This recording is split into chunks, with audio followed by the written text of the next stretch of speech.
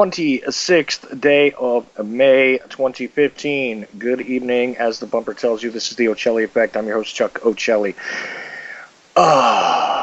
It's Tuesday night. So, what do I do usually on Tuesday nights? With the exception of very rare occasions, we have Tuesday night with the Liberty Beacon. I want to thank everybody who has tuned in, whether you have decided to use your applicable application of choice on your fondle slab of choice and found us via those things, or if you've decided to catch us further on down the stream on YouTube or whatever else, whatever other, there we go with me tripping over my tongue, whatever other device you decide to utilize to catch us, that's fine and dandy. You can always go to ucy.tv/TOE and catch the archive later too as well, or the live broadcast depending on your time of day when you're hearing this. Okay.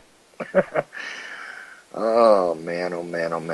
You know, it is a strange world in which we do live, and we do live there. I got to tell you, though, that it is always a good thing to have on Roger Landry in the first hour of this show on Tuesday, because usually helps to reground me into what it is I really need to do for the rest of the week. And of course, this will be no exception tonight. I did not read the article we're going to cover tonight because I absolutely wanted to hear it for the first time, like some of you will. But there is a plethora of interesting commentary, various news articles, a whole bunch of different feeds at thelibertybeacon.com. All one word, The Liberty Beacon. And of course, the founding individual of the Liberty Beacon, the guy who is the main ranter and a man that I'm very, very happy to call my friend, is Roger Landry. How are you doing tonight, sir? I'm always doing much better when I get a chance to have a discussion with you, Chuck. Well, you do say that a lot, and I do appreciate it. I don't know what you get out of it, but I'll tell you something. Like I said, it helps to reground me sometimes to have you on, and I know sometimes you get a little emotional and all that, but man, a little. Well, let me tell you what I get out of it, okay? Let me explain, because you can't ask a blank question like that and then walk away. Right. All right? Let me explain what I get out of this. Having discussions with so many people, as I do, who either challenge what I write or challenge what I say on so many radio shows, whether they be shows I'm guesting on such as this, or shows that I host for the Liberty Beacon Project, the Liberty Beacon Radio Network. It doesn't really matter. I always get either challenges or people who wish to discuss. And a lot of the time, actually a plethora of the time, it It is people who are either just opening their eyes or refuse to open their eyes. Now, those make for very challenging conversations because you have to have respect. If you wish to win somebody over, if you wish to educate someone, you need to swallow your tongue sometimes. You need to swallow the anger you feel at their sheer stupidity. And it's not really so much stupidity as it is ignorance, but a lot of time it's self-imposed ignorance. It's remaining within that comfort bubble that you and I have discussed so often, because they're afraid if they step outside of that comfort bubble, that life is going to get very scary for them. And I'm the boogeyman. I'm the person who spouts all that scary stuff, whether or not we're also supplying solutions or not. It's the scary stuff they don't want to hear. So if you don't hear the scary stuff, then the solutions don't make any sense to you. But when I have a conversation with someone like you, Chuck, who I know does his homework, who I know delves into a lot of the issues that we attack vehemently on the Liberty Beacon, at least I do.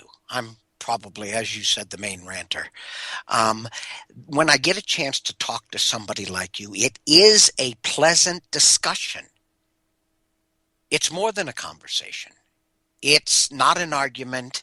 It's not a defensive mechanism. It's not a, well, what can I say to counter the next stupid thing or the next ignorant thing this individual is going to say? I don't want to aggravate them. I don't want to agitate them. I don't want to anger them because I do want to get to them. So all of these things are avoided when I have a discussion with you. And now that I've had a chance to explain that, we need never go through this again. I do appreciate it. Yeah, that is the thing. We do allude to it like almost every single week, but now you've actually explained it, and that's the great thing too, is that you're willing to step back, and say, look, this is actually what's going on behind the curtain. This is the thought process. This is the reason why this is important. This is the discussion I'm having. This is the level I'm trying to reach. This is which is odd because a lot of people that put out media relating to these subjects never get into that. They don't discuss what their real deal is, And see, I threw that kind of idea away a long time ago. I'm not going to bother with, trying to hide what my agendas are or being supportive of particular groups or particular individuals, based on personality. There's no such thing as a cult of personality. As far as I'm concerned, I don't follow any one particular individual or anything like that. I refuse to do that stuff, And a lot of other people, it's like, they get away from the authority of, the overall control system that's out there, which is, on some levels, and I know this is a rough way to put it, but, mind control is sort of, it's ubiquitous throughout media in general, right? And a lot of people just give into it. That's what they do. And then when they step away, when they do figure out that it's time to step away from that, a lot of times what they look for is yet another authority to appeal to. Yet somebody else to follow. Instead of following along with the big crowd, they just want to be in the smaller flock of sheep. But they still want to be a sheep. I never understand that. I am constantly telling people over and over again that following is a no-brainer. Following is an enhancement of ignorance. Mm-hmm. Following shows that you will never have an original idea. I made up this meme, and I've already mentioned it several times on your show. I'll say it again. Okay? The sign of a true leader, and I'm paraphrasing, I don't know exactly what I wrote on this meme, but the sign of a true leader is those he chooses to walk beside him, not behind him. Everybody who walks behind you is in your shadow. Everybody who walks behind you believes what you say. They don't have a mind of their own. Any true leader wishes to have these individuals walking beside him because he values their ability to think for themselves and to add to the conversation, not merely to parrot the conversation. So if you tell me that you just want to move from one crowd to the next, you are merely trading one tyranny for the next. Would you agree, Chuck? Exactly. This is exactly what I see so often is that, like I said, somebody once put it to me, using the the analogy of camps. You get yourself out of the big, large, fictional, fictional. That's funny. Fictional, futuristic thing that people talk about. The large, giant, singular FEMA camp. You get yourself out of that camp and you go down the road, and they often stop at the first camp that they think represents freedom, but it's merely a smaller camp, and it's very funny to me when they talk about that, because it's like I can picture it happening. I can picture people walking down the road intellectually.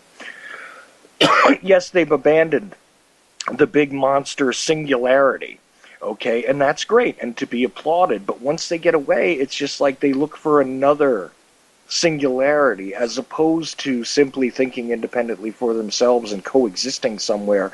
They look for another camp to get their information fed to them.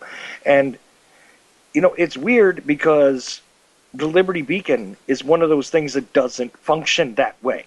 Oh, I'm so glad you brought that up, and I think you did that intentionally. I sure I did. am so fond of telling people we are a we organization, not a me organization. If you tell me, well, you run the Liberty Beacon Project, or you say to me, well, that's your group, or if you say to me anything along those lines, Chuck, you've heard this over and over again. The first thing I'm going to do is take you to school, okay? I do not run the Liberty Beacon Project. Our directors do. I do not own the Liberty Beacon Project. It is a volunteer organization of which we have so many inputs that I am basically a facilitator. I am a traffic cop. I am a public relations individual. I don't mind talking. I don't mind putting my ideas and my emotions out for all to see. So this is what I do. This is what I'm good at.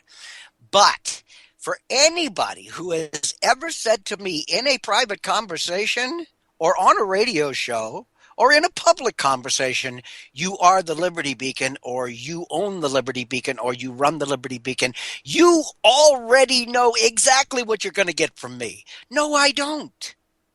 I am a we person. The Right. Liberty Beacon Project is a we project. When it starts being a me project, then you just described that to a T. You've walked out of the big camp of tyranny, which is the government, and you've walked into a smaller camp of tyranny, which would be Roger Landry, the Liberty Beacon. This will never happen. And I can attest to that, because although this summer, just a quick little mention, this summer we should see some definite movement regarding the Town Crier website, and of course the Liberty Beacon radio network, which is stationed there on the internet. Okay, we're going to see some interesting movement over there coming up, so this ought to be a heck of an interesting summer. But We have some there are great shows, but constantly. you're right. We Mhm. do have some great shows, but you're right. We're going to see a shift in the paradigm.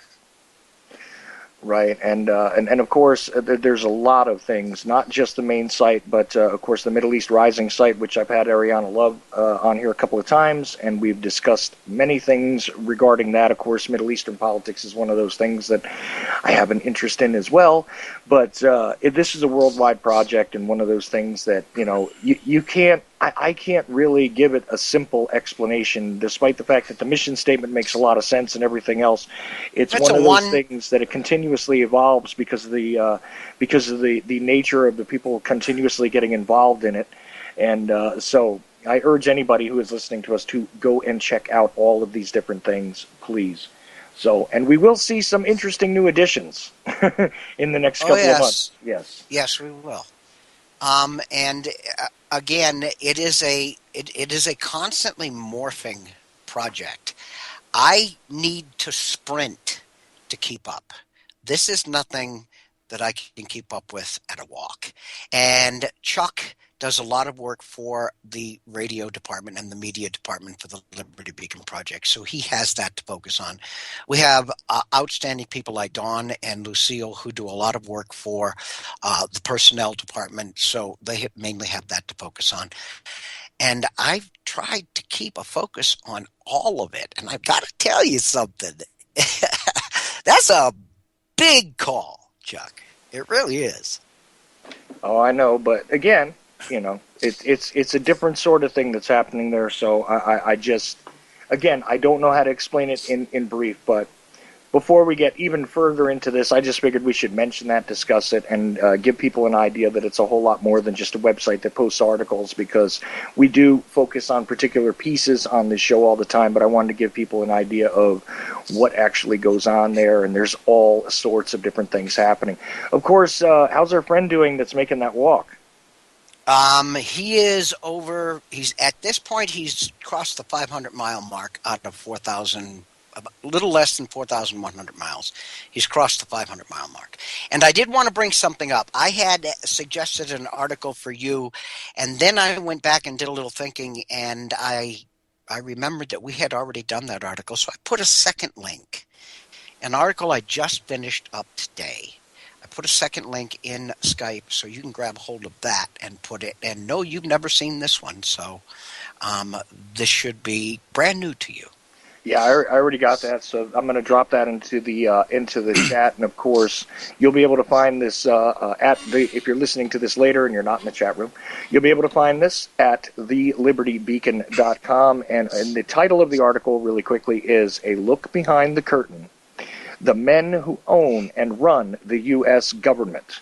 Okay, that's a little bit longer of a title than normal, but I'm telling you, go look this up. I skimmed it very quickly, and of course, you're about to hear all about it. So, without further ado, whatever ado is, Roger. Isn't that hair done in a specific way? That could be one meaning, Well, but that's a two. Anyway. Wow. All right. It's like every time I ask Roger, I'm going to say this really quickly before we do it, and I'm sorry to delay you one more time, but every time I say to Roger, "Are you around?" he replies to me that he's certainly not a square. And it's always funny to hear that stuff from you, because it's just like. And if you ask me, "Are you there?" I say, "No, I'm here. You're there." Right. See, that's the fun part about just general questions occasionally, because we do have to. You've got to keep the humor factor up. You've got to keep people smiling. People have to understand that the entire world isn't a catastrophic event. There's enough of that, okay? But every once in a while, adding a little levity even to a normal conversation builds and strengthens the spirit within individuals. And this is true. And I just wanted to point out that it's always an interesting exchange between you and I. That's all. Yeah. All right. Well, let me jump into this, because I want to get through this, because I know we're both going to have a lot to say about this, and I'd like to have plenty of time left over after I read through this to do that.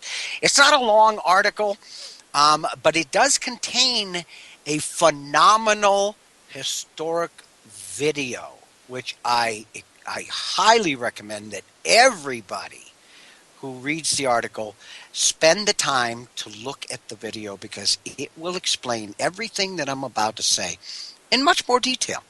And maybe not everything I'm going to say, but the gist of the article itself. And I'll go over the title one more time. I know you really, really wanted to get that out, Chuck, and I appreciate that. Actually, you know what? My computer is frozen up. Oh, wow. Okay. It's so I'm going to have to, and I can't even close this down. Wow. All right, give me a few seconds, Chuck. Fill some airtime. No problem. Of course, the article is a look behind the curtain: the men who own and run the U.S. government. And it is always funny when computers decide to do the strange things they do exactly at key moments, right? Oh, my.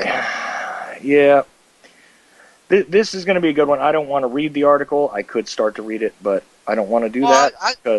I will do that. I just need to close down, because Firefox every once in a while gives you a good swift kick. I love Firefox. It's much quicker and much more versatile, I believe, than Internet Explorer is, but it really throws you some curveballs sometimes.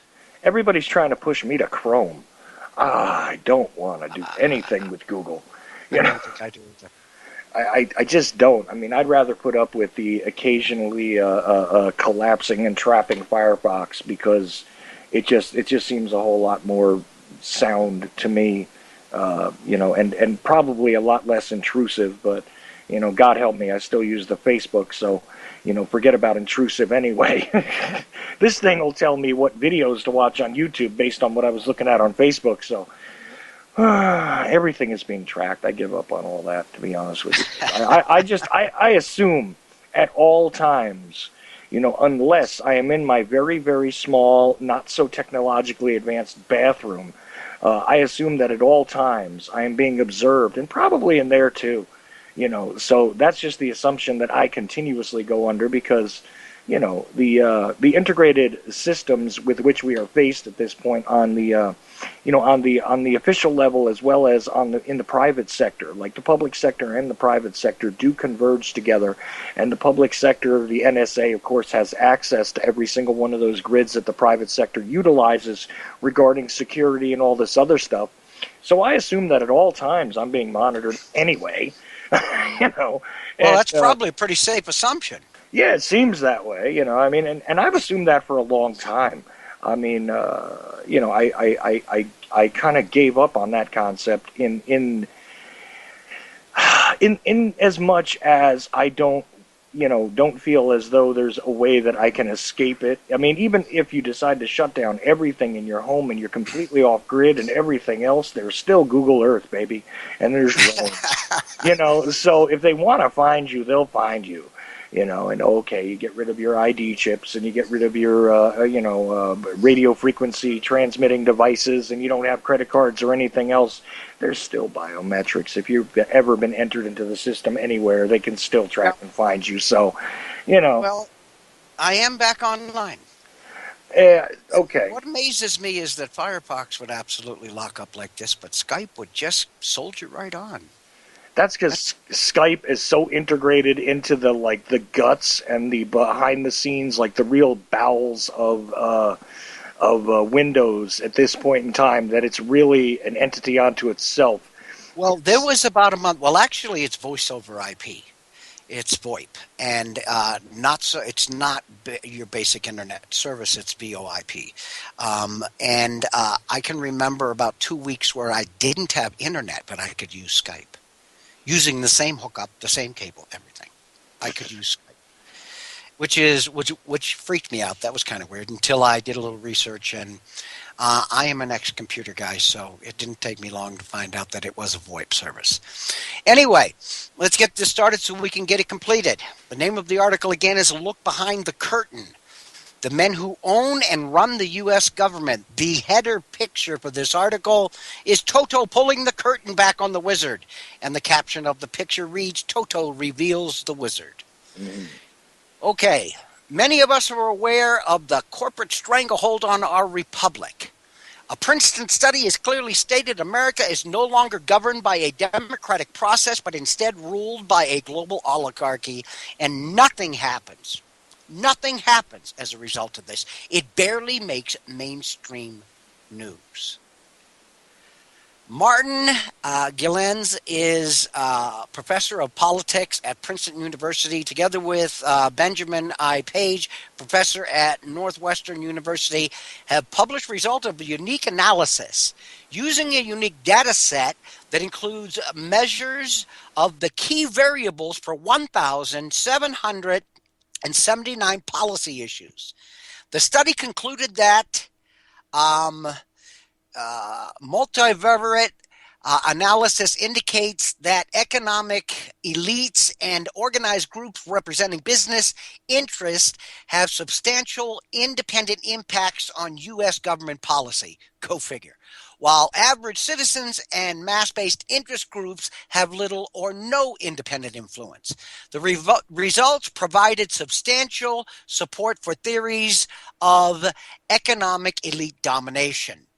Their study further concluded when the preferences of economic elites and the stands of organized interest groups are controlled for, the preferences of the average American appear to have only a minuscule, near zero, statistically non-significant impact on public policy. Finally, they conclude, our analysis suggests that majorities of the American public actually have little influence over the policies of our government.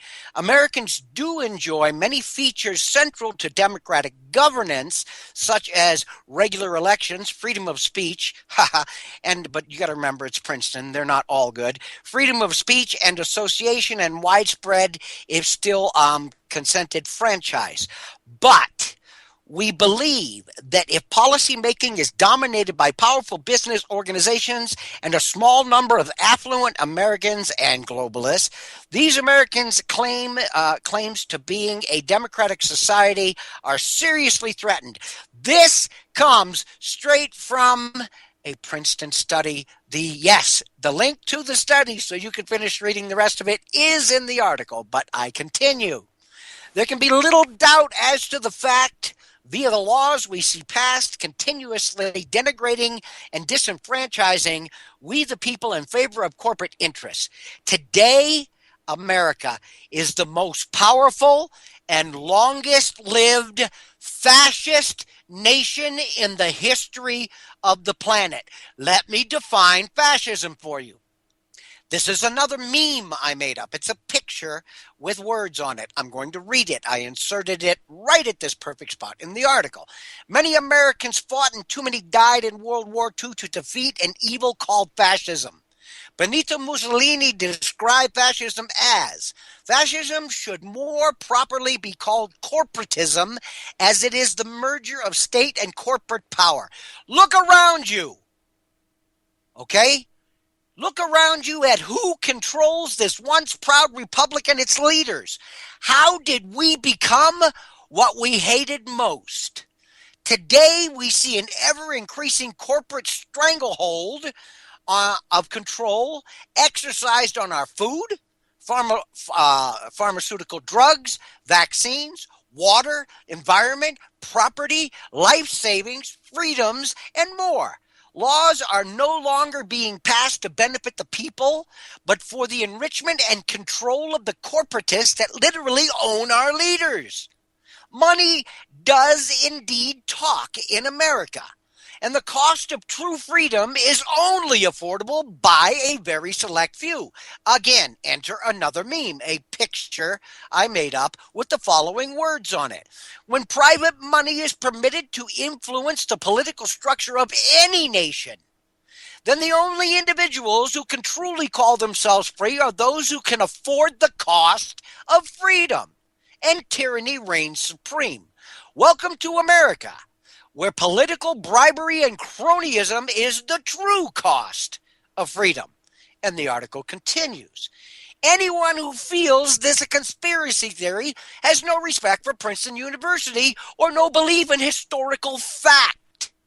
The truth has always been hidden in plain sight, but these days less people have the testicular fortitude to ferret it out.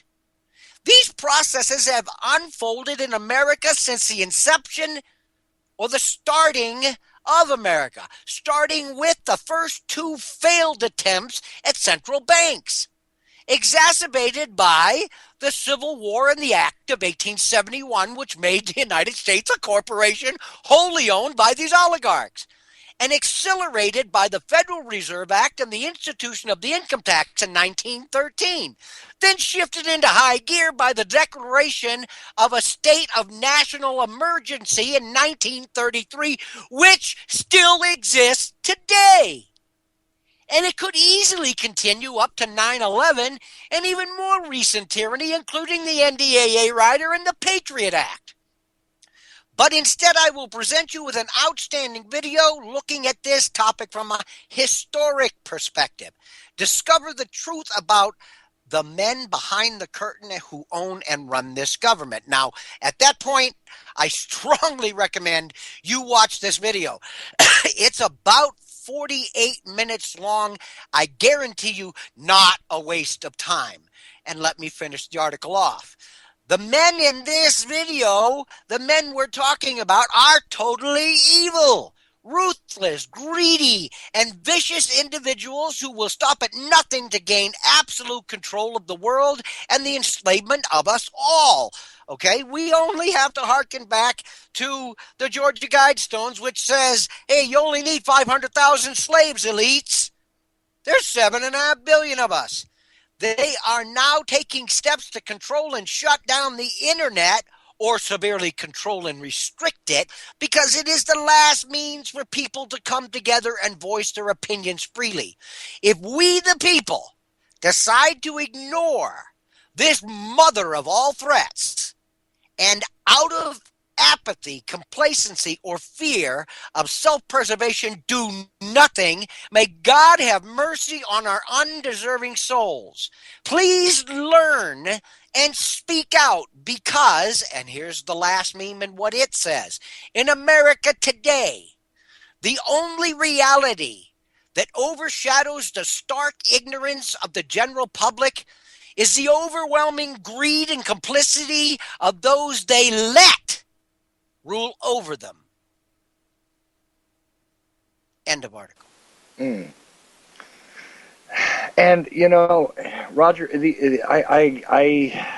this is one of the big points that I try and push all the time, which is that we are no longer dealing with the representative republic, which is the absolutely correct way that we should explain what the government was supposed to be doing. It stopped happening in 1871 when the U.S. became a corporation. Now, we had some semblances of it after that, but they whittled away at that until we have what we have today. And now we've got a university such as Princeton jumping out, and also Northwest University took part in this study, jumping out and saying, well, Toto's pulled the curtain fully back now. We can't even pretend anymore. But for anybody who has never, ever looked up the Act of 1871, you need to get off your dead butt and do it. The United States stopped being a constitutional republic in 1871 when it became a wholly owned corporation. This is the USA Inc. That is not a guess. That's a fact. Well, you know what's interesting about that, Roger, and I got to say this because, look, it is something that needs to be brought out regarding this. I have looked that up several times, right? And you know what I can't find is the actual paperwork for that transition. I can't. No, I'm serious. I know it sounds crazy, but I will send it to you. I can't find it. I will send the links to you. Please do, because and the thing of it is, it's not hard to figure out.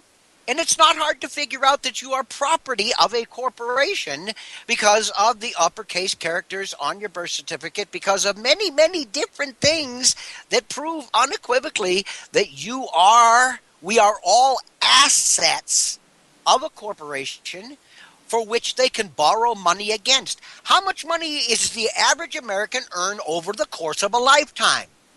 A bond is issued every time someone is born based on a formula that decides what that individual will contribute to the state monetarily over the course of a lifetime. The state can then go and borrow money against that asset.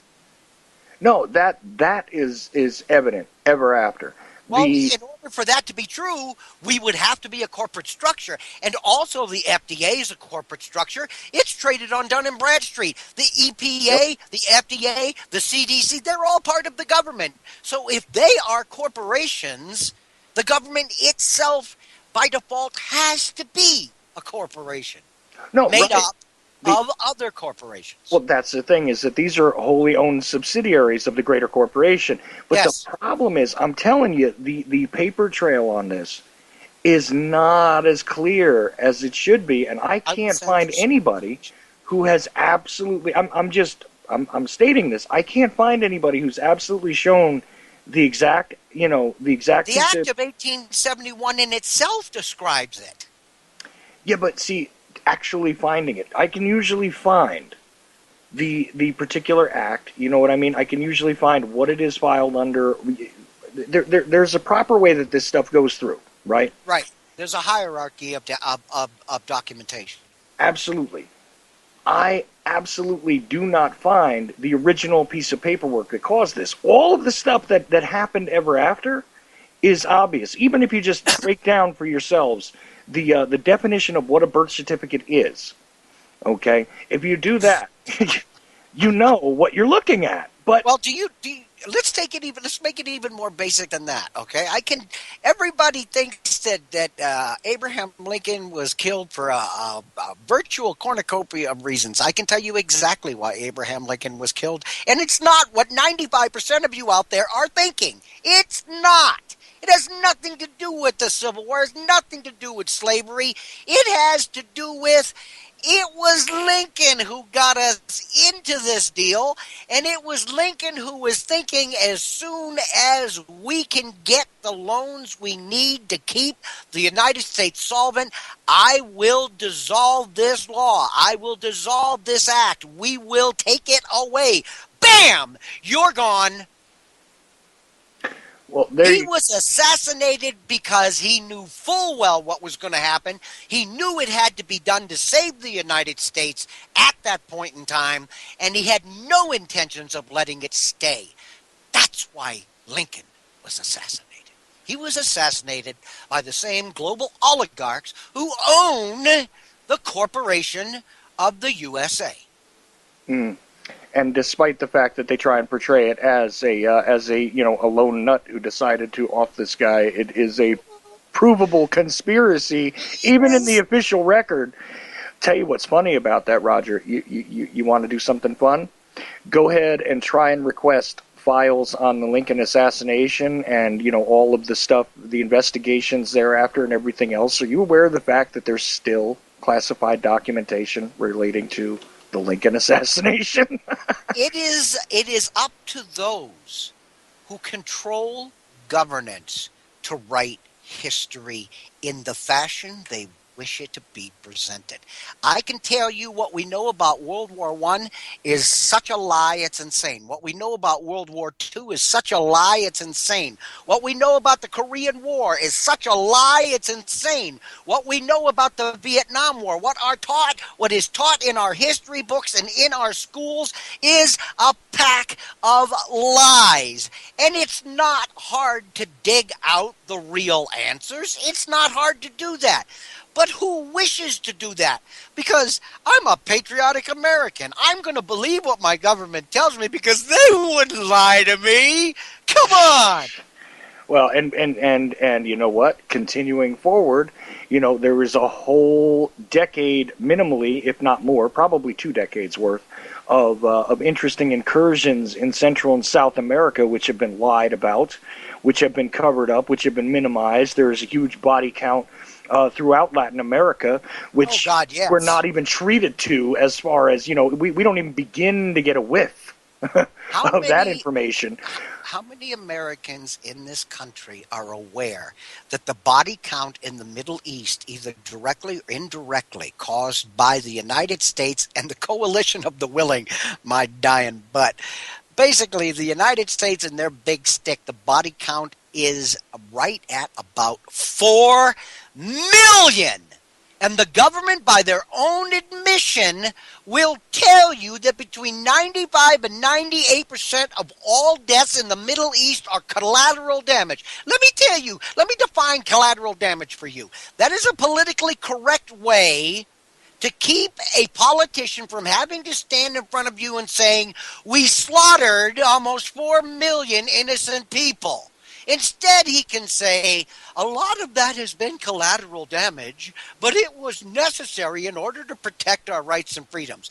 Tell me one country in South America, one country in Central America, one country in the Middle East that ever had the power to attack the United States and bring it to its knees. It don't exist. Right. Right, and of course, if there was another nation on this planet that was causing this, see, I hate the sanitized language anyway. Okay, Yeah. because this is ridiculous. Collateral damage. Collateral damage means innocent people got killed that weren't combatants. That's what that means. Yeah, that's what I said. You Okay, slaughtered almost 4 million people, for greedy globalists. directly, And so it's directly. right. That's not even talking about the resonant damage of sanctions, disruption of resources, all of these things that Depleted affect uranium ammunition, depleted just scattered uranium, all over the Middle East and causing massive birth defects and cancer to this day. disposal of chemical weapons in an improper fashion, you name it, you name it. And again, see now, but I was talking about Central and South America, and like I said, we're somewhat aware of the stuff that's going on in the Middle East at this point. I mean, still the real story about Desert Storm has not been told. But going further, and of course all these guys that had this imaginary, what did they call that now? The Gulf War syndrome. Gulf War syndrome. Thank you. That was all in their heads, and that wasn't real. That has nothing to do with anything. Of course, as time goes on, we're going to discover that there's a lot of reasons for it, just like we did with Agent Orange in Yeah, but Vietnam. a big chunk of that has to do with the vaccinations, experimental vaccinations that were forced on them before they went over there and Oh, while they were over there. oh, and the exposure Yes. exposure to all sorts of stuff that nobody even wants to say existed. But Nope. as I was saying with the Central and South American thing, the funding of death squads, the fact that that there were intelligence and military assets in support of drug cartels in Central and South America, you've only gotten a hint of that story, and only from people that have been largely marginalized, like Gary Webb and all that. I mean, and it's I not can just. tell you Mhm. to flow right in with what you're saying, what Henry Kissinger said. He said basically what he said is we can't leave it to the people of Central and South America to make these decisions upon themselves. We must interdict. Mm. What? What? Wait, yeah. What the great communicator? Mm-hmm. Yeah. This guy. I see him and I think back to the Count Chocula figure on the cereal box, and I don't know why, but yeah, yeah, he's God. Don't get me started on Kissinger, because dear God, you want to talk about somebody who has wreaked so much havoc on a global scale with his ideas and the perversion of What foreign about policy. What Oh, about his buddy Schultz and his buddy Brzezinski and his buddy? I mean, it's not it's not just one. oh no, no. There is a team of these elitists who believe firmly that everybody outside of their circle is cattle, and the biggest issue that we face today is that so much of the population, including the population of the United States, act like cattle. Let's define how cattle act, okay? Mm-mm. You tell them when to eat, you tell them what to eat. You tell them, you tell them what medications to take. You force medications on them. You bring them in, you put them out, and when they've served their purpose, you slaughter them. Okay, let me ask you a question. What does that sound like? And the biggest reason so many of us are treated like cattle is because so many of us act like cattle. And the day we stop acting like cattle, we might stop being treated like cattle. Wouldn't that be an interesting place to be Yes. for this planet? Because it's not just us, but it is remarkable that the United States, is just so prominently one of the most cattle-like nations on the planet. Because I don't even know what to do sometimes when I see the general, like I go out among the public and I just watch certain things happen. And it's just like, wow, there is no. Well, let's go back to Kissinger for a second. You brought the whole world into this. Mhm. One of his quotes, and I'll paraphrase it again, not word for word, is we must consider eugenics in our global policy when it comes to the third world. Hmm. He's on record as stating that. Oh, I know. These are the public statements. you're referring to. This isn't even. I mean, well, you and I would not be But privy to all the private statements. I wouldn't have used the word eugenics because that's not what he was saying. Again, he's substituting the word collateral damage for mass murder. When he stated eugenics, what he was in fact stating was genocide. Well, that's what it leads to.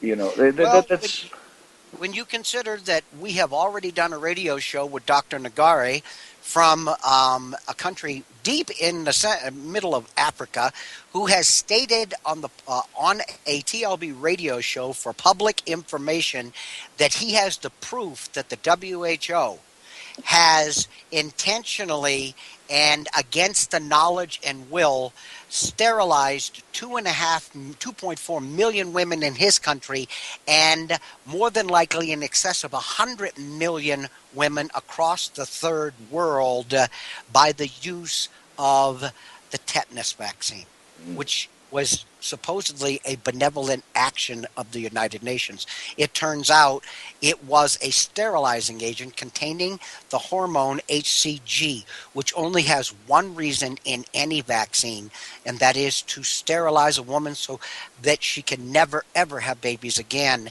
And when you stop and consider that this tetanus vaccination was only given to women of childbearing age between the ages of 15 and 49, not to men, not to young girls, and not to older women, only to women of childbearing age, and that vaccination has been given to as many as 200 million women, with maybe as many as 100 million, somewhere between 100 million and 200 million of them being intentionally sterilized. Well, there you go. I mean, how else do you prove criminal intent? You show the makeup of the weapon. You show the weapon existed. It was in the hands of the individuals. Then you show the results of the use of that weapon. Gee, sounds to me like this is what you do when you're trying to prove a criminal case, doesn't it? Well, everybody, when I talk about this, people tell me, "Oh, that you can't prove that. Oh, that's just hearsay." That's what we were getting when we were reporting on this prior to. We got a hold of Dr. Nagari, who was on the scientific staff that actually did the research on a vial of that vaccine that they happened to steal away.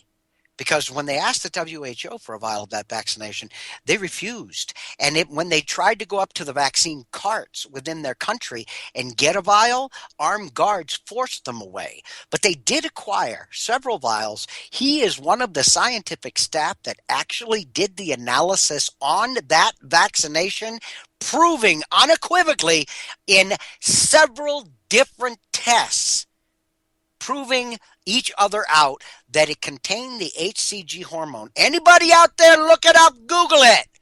HCG hormone only has one purpose in a vaccine, and that is sterilization. Period.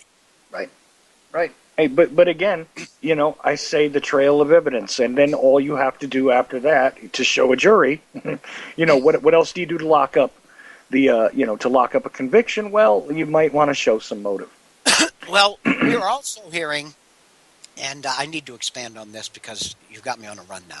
We're also hearing in this country from so many people that that can never happen in America. Okay, first off, let me lay the groundwork for you. We have the highest rising level of, or the quickest rising level of infertility on the planet. We are the most vaccinated society on the planet. Where does coincidence leave off and does fact jump in? But I'm going to give you something that's even more blatant than that. And I think we might have already discussed this on one of the earlier shows we did way back when, Chuck. And that is the government funded a corporation, a biotech corporation in California, to produce a gene that could be inserted, a GMO, genetically modified or genetically engineered organism. It's called the epicide gene. Google it.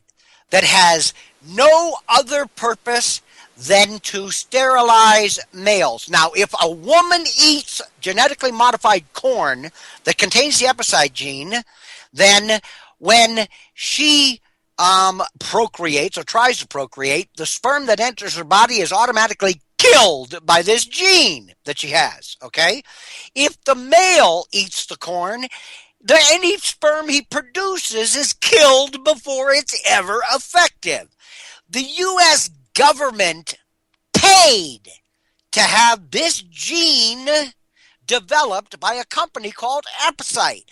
It is illegal for you to find out if the GMO corn, the GMO alfalfa, the GMO any food you're eating that's genetically modified contains this gene. You are not allowed to pursue that. Why the hell would the U.S. government pay to have a gene that its sole purpose is to do nothing but cause infertility, and then Monsanto buys it up, and now you're not allowed to pursue information as to whether or not the genetically modified food you're eating, which we eat on a massive level, 80 to 90% of everything we eat in this country today is genetically modified, or 80 to 90% of everything on the store shelves contains genetically modified foods or additives. So why again does the United States have the fastest rising level of infertility on the planet? But it can't happen here, right, Chuck? We're America. Things like that just don't happen here. Yeah, well, there you go. And of course, this it's just I But how many shudder. people out there are going to think that the things I'm telling you are conspiracy theories, the things that again, let me put out something, and I apologize for interrupting, Chuck, but No, it's everybody okay. needs to hear this. I will never dare you to challenge you to prove me wrong. I will dare you to prove me wrong. I dare you to prove me the epicide gene does not exist. I dare you to prove to me that the HCG hormone was not put into the tetanus vaccine and given to over 100, as could be as many as 200 million women across the poorer countries on this planet. I dare you to prove what I'm saying is wrong, because you can't. No, not when it comes to this. I mean, it's just it's obvious.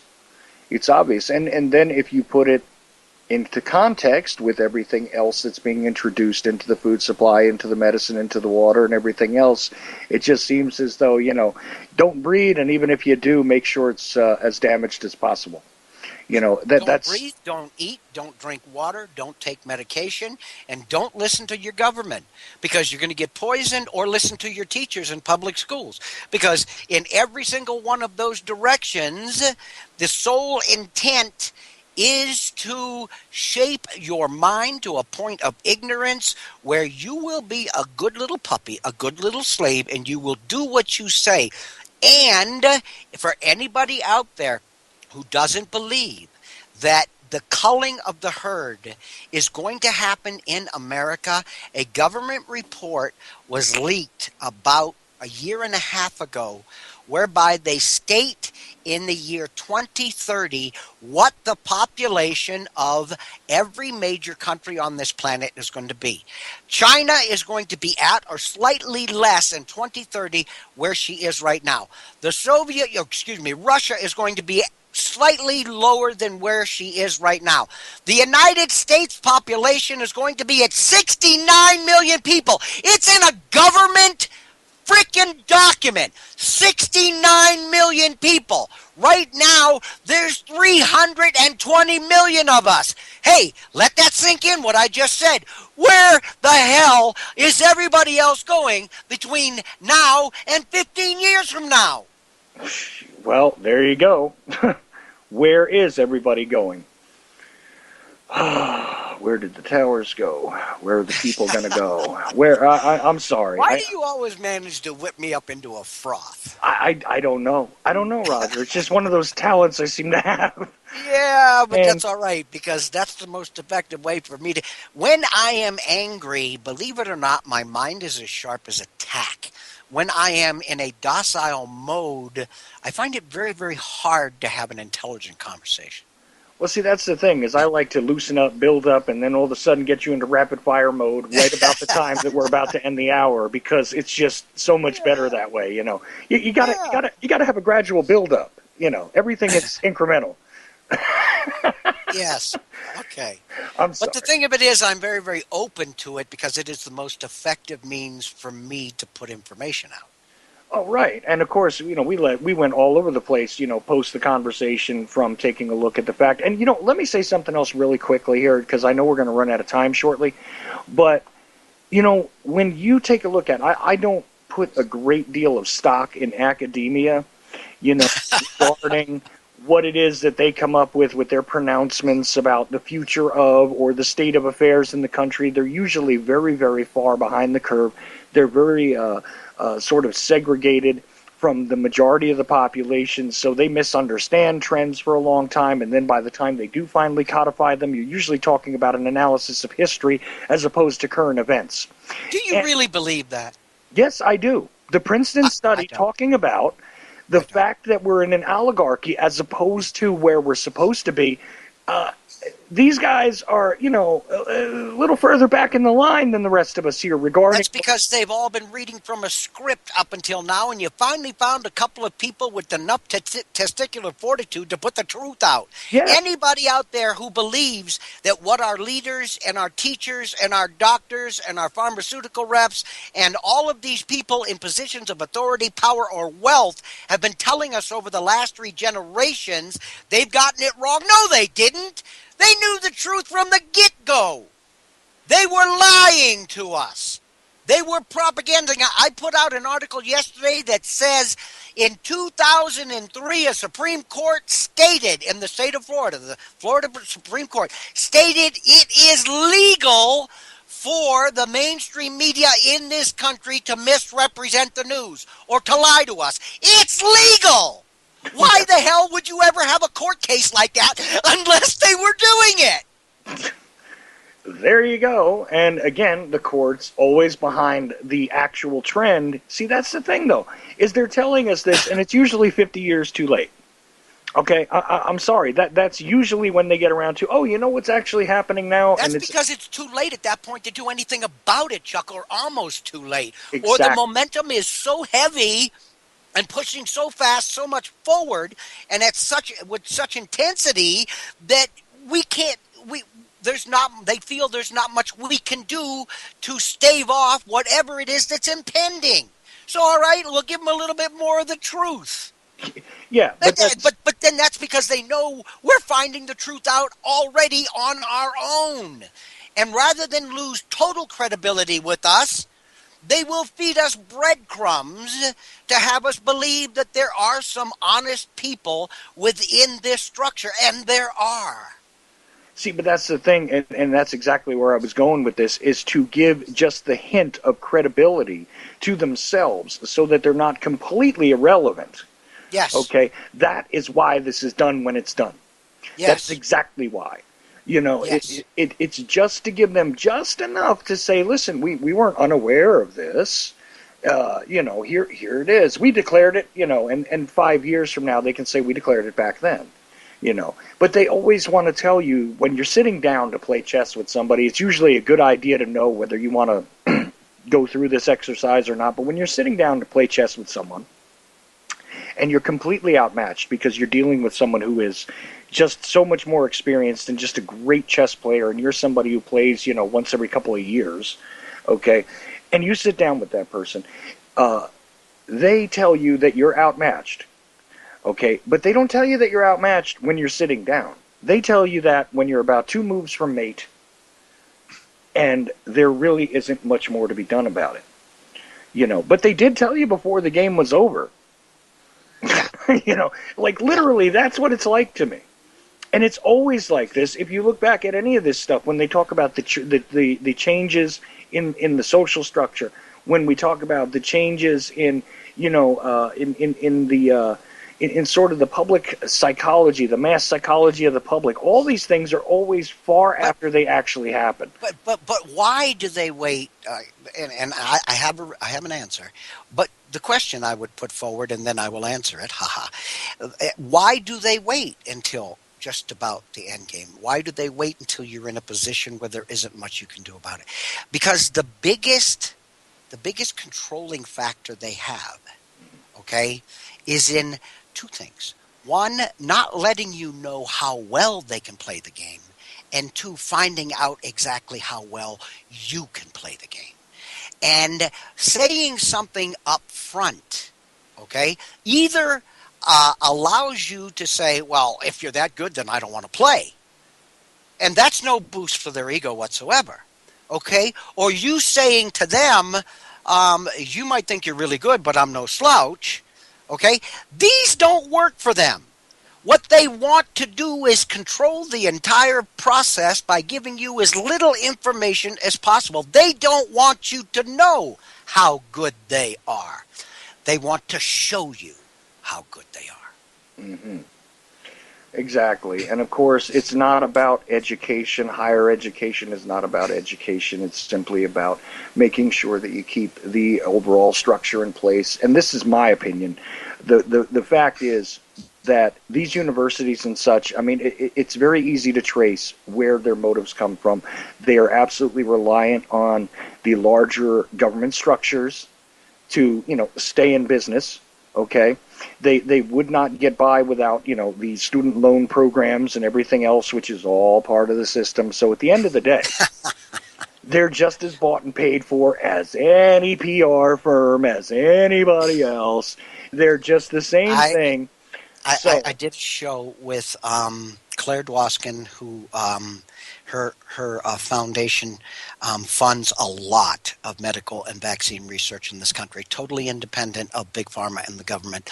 And Dr. David Lewis, a whistleblower for the CDC after 30 years, he wrote the book Science for Sale.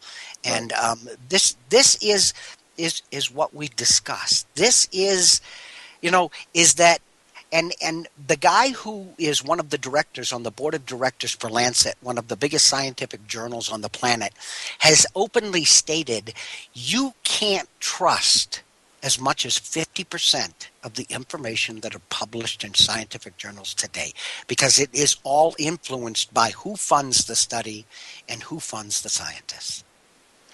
right, which is exactly why the That's scary. allegedly independent studies most times are actually, when you take a look at their funding, they had to go to government means, which they have all sorts of restrictions on. You can't mention or by any way smear or defame Monsanto in any of your studies. Let's I'm not kidding, that's a literal. I know, that's why I'm laughing. I even went and sought a grant. Okay, I did this just to see what would happen. And I was greeted with multiple rules about how you better not mention Monsanto, basically. I mean, that was like a key to getting through the process. Oh, you know what? I'm Can you already can you approaching. highlight that in the YouTube video? What's that? Can you do a YouTube video on that? Go through the process and kind of show it to us, because that's interesting. I, I'm sure it's already out there. I haven't looked, but I'm sure somebody's already shown you guys that. Hello, Dylan. Hi, Roger. And of course, Roger is just about on his way out of here. I know. I got it. Yeah, I know. You've always got 1,000 things to do, and of course, once again, a rather fascinating conversation plus an amazing article from Roger Landry, who, again, the founder and the main ranter at thelibertybeacon.com, and I urge everybody to go check out all the stuff over there, especially the article we discussed tonight. But of course, all of the issues that we raised, in one way or another, can be found there as well. I All know of them. for a fact every single one of these things. Yes. And also, just so you know, Roger, I am grabbing that Mussolini meme, and I'm going to just throw that out in every place I can later, because I do love that particular fact that he was the one who said that. And gee, find me somebody who can honestly, with a straight face, argue that we're not in that When current did state of affairs. when did we become what we hated most? Right. But All right. that's I'm it. feeling guilty about dwindling Dylan's time here, because he's a fascinating young man, and I think you guys are going to have a great conversation. And I need to bow out, my friend. But as usual, it's always a great conversation with you. And same with you, Roger. I thank you so much. It's always a privilege to have you on.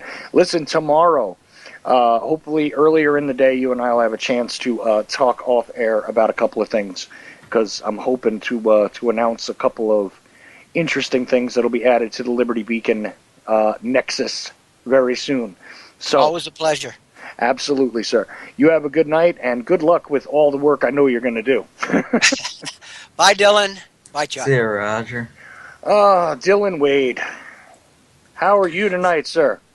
You say it with such a sigh, you already know what's coming. Because, well, here's the thing, man. Uh, like the past No, couple I of, get it. well, look, the past couple of times that you checked in with Kim, on the Jaded show. Always interesting on there. Always interesting. Yeah, you never know what the hell's going to happen on that show. But the, the No. the fun part is though that we didn't even really get through the whole classroom studies thing, and of course we were talking No. about academia tonight and what happened with the Princeton studies and what happens ever after in the colleges and things like that in America. But I always love to put this in context, even though I'm already squeezing my eyes closed and grimacing because you know what I'm going to ask you for at some point. I know it's coming, but I don't know why you do it to yourself. You I don't. literally had to stop me last time. I did because I was already so upset with other things going on. I just couldn't handle. Yeah. And excuse me. And we're having this conversation. I'm forgetting to tell people where to look for you and all that. Of course, Dylan Wade is the host of The Truth Speaks. That is the name of his show. He does it on YouTube and a couple other places. What networks can we find you on now, Dylan? Because you're always changing. That's a good question. I really don't know either. How can you be doing a broadcast and not know what other networks you're on? I'm partially joking. It's okay.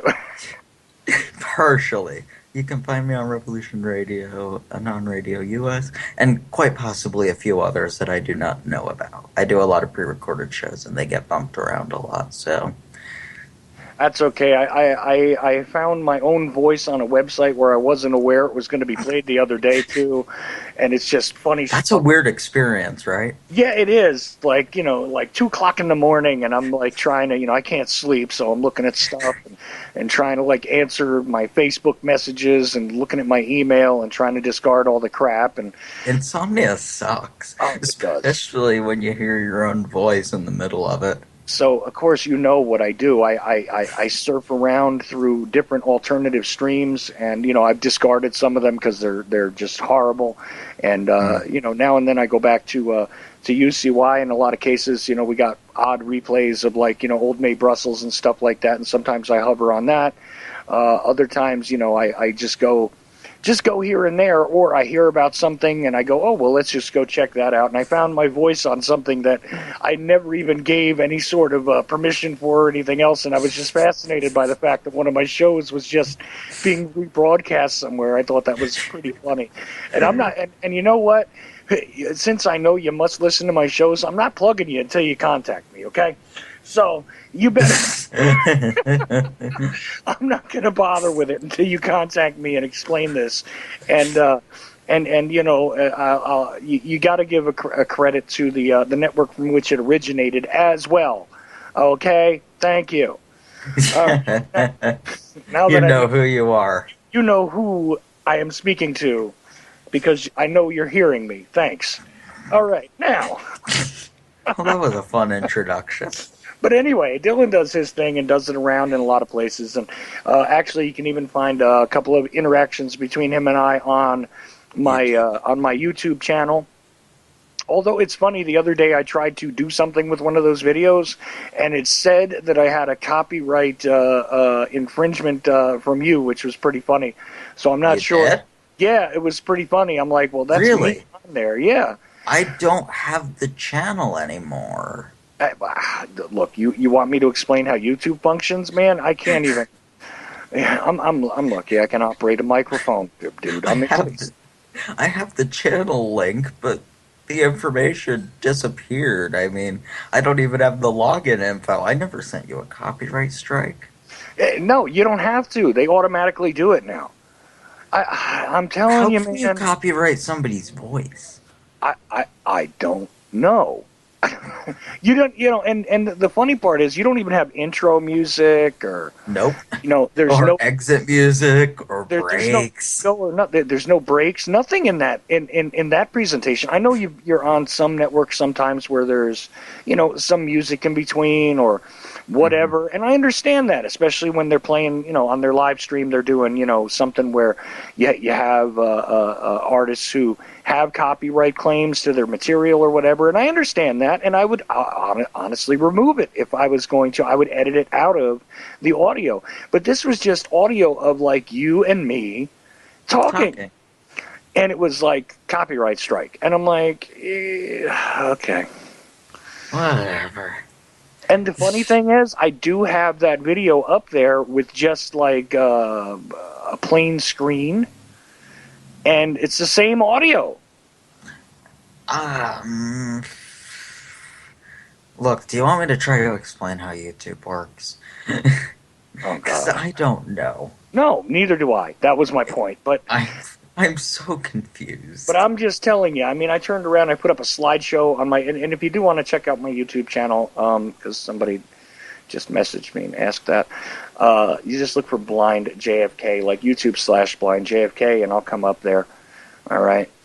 but there is some audio there on one of the videos of just me and Dylan talking, and I think it was about Lee Harvey Oswald. Yeah, that was the first one I did. Yeah, that was the first one you did with me. So, I apologize for the apparent unprofessionalism of it. I literally got the technology an hour before the show. So I was just hitting buttons and seeing how they worked. No, it's fine. And I didn't even mind, we could have done 10 of those and I would have been happy. Oh, yeah, we could. Oh, that day I nearly did. And I woke up at 3 in the morning thinking I was on a radio show. Nice. That was a weird experience. I do stuff like that all the time.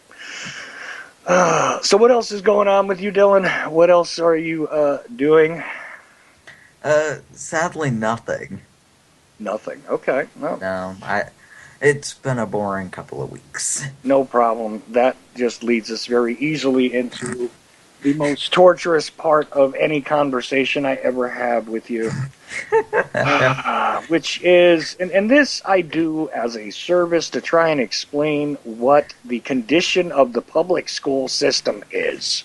No, you enjoy this more than you care to admit. I do not enjoy this at all. Actually, I find it so repulsive that it's just, it's much like staring at a train wreck in the aftermath of it. You really don't want to see people suffering and the twisted wreckage and stuff.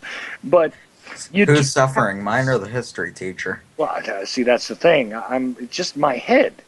It literally gives me a headache because, first of all, I mean, as you know, I've got a daughter about your age, and and this does help me to sort out why it is, I can't really communicate with her very well. I hope she's more intelligent than the people in my class. Well, no, she is, but, we're all a product of our environment, and we've got to consider this when we're talking about our kids and sending them to one of these damn public schools. I mean, some people call it the no idiot left behind, kind of mentality. How can you leave behind an idiot when the rest of the system is full of them? Oh, you haven't hung out with some of the people I have. It's easy to leave behind an idiot. But anyway. I've tried. It doesn't work. That is only because you're in a wheelchair, sir, and it's more difficult. I'm telling you, it's not that hard if you can maneuver unassisted. I'm sorry. Every once in a while, I got to throw something at you because I know it's something in this show. You're going to just, I'm going to throw one back at you. And this is the back and forth that we have. I know. I don't take offense to it because I'm sure your audience is going to send you angry hate mail for that comment. I don't take any offense to it. No. They have much bigger reasons to hate me, apparently, so. I know. I've heard. It's all good. Did I read you the one that was loaded with the... You didn't read me any of them. Daniel read me a few. Oh, wow. Okay. Well, see, the ones that are loaded... all right. Send them my way after the show. I'm going to verbally read this one for you because it's just so amazing. Oh, we're going to read it on air? Yeah, at some point... You don't care anymore. I love it. At some point, I'm just going to read it on air, and I'm just not going to identify who it is because I'm hoping that it was just like a drunken outburst from somebody. I hope it's somebody who decides to call in. Well, hey, the phone lines are open. So if the gentleman that believes that I am an anti-gun, How can anyone call you that? They I, don't listen to you enough. I know that, but the one that thinks that I'm an anti-gun Zionist supporter, you know who you are, and those are the kindest words that in that message. I think you know who you are. Call in. Call in. I will give you. I'm telling you, I'll shut Dylan up. I'll shut up, and I'll give you 10 minutes to just tell people what it is you hate about me. Please do. You think you can limit it to 10 minutes? No, but that's what I'll limit it to. I mean, that's about all the abuse I'm going to take. I'll take 10 full minutes of your abuse if that's what you want to do, brother. Okay? So go right ahead and do it. And I don't even care if you're sober or not. Just go ahead, call in. 718-717-8296 if you really want to join into this discussion. You are a glutton for punishment. You know what though? I want this guy to vent his anger because otherwise I think he's going to start hurting neighborhood cats or something. I'm telling you, I think you hurt his soul. I don't know what I did, but something roused some serious anger here, and it's not even the typical stuff that I would think would make people angry. But it's okay. I'm a somebody who wants people to surrender apparently, and I'm waiting for my first piece of hate mail. I think I'm gonna throw a party when I get it. Well, you know, it is fun. You me and Carmine should just have a party reading our hate mail to each other when I actually get some hate mail. Yeah, that'll be enjoyable. So, all right, without any further ado, whatever the hell ado is.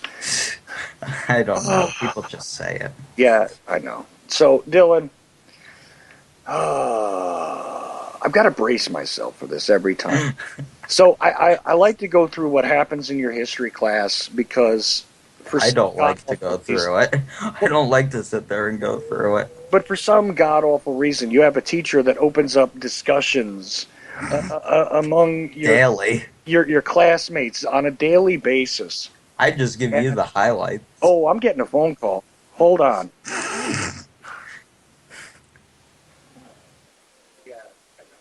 Okay, 501, you're on the air.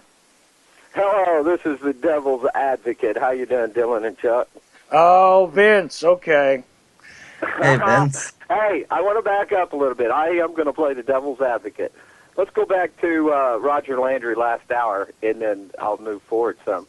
Hey, what's wrong with population control? We've got a lot of idiots in this world that don't need to rebreed. Well, because in my estimation, sir, idiots have a right to exist too. Sadly, they do. And Vince, without idiots, who would we have to laugh at?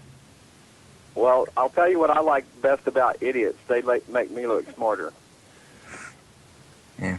And without idiots, I mean, honestly, who would make donations to Jones Corp on a weekly basis? Okay. So you're gonna get hate mail for that one. Okay.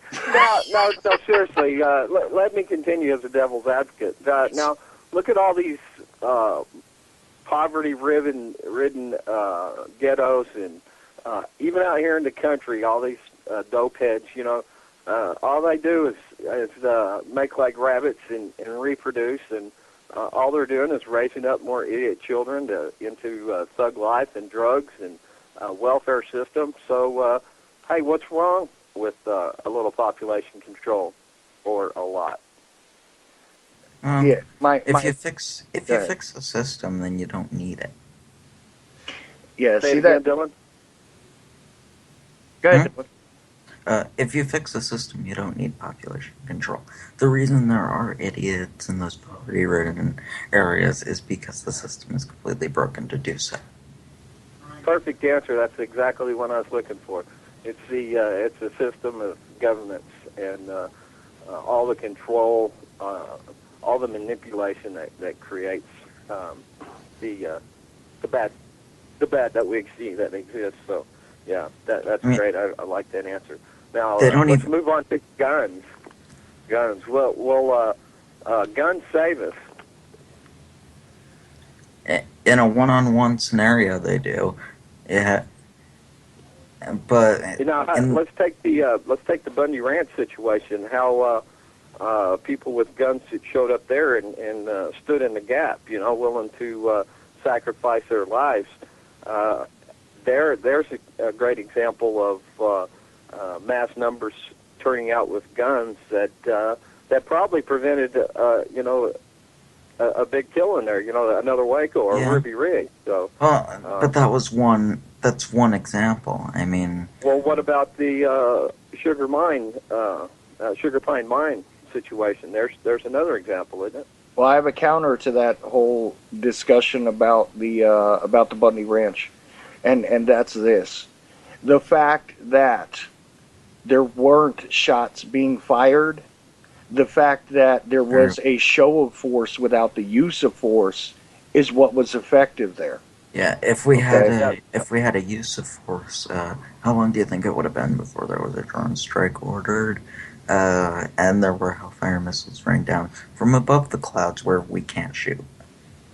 I'll tell you what, if there had been, if those people, and me included, if we'd been fired upon, that would have rose up people from around the world. Now, the argument is can armed rebellion, revolution in the streets, can it save us?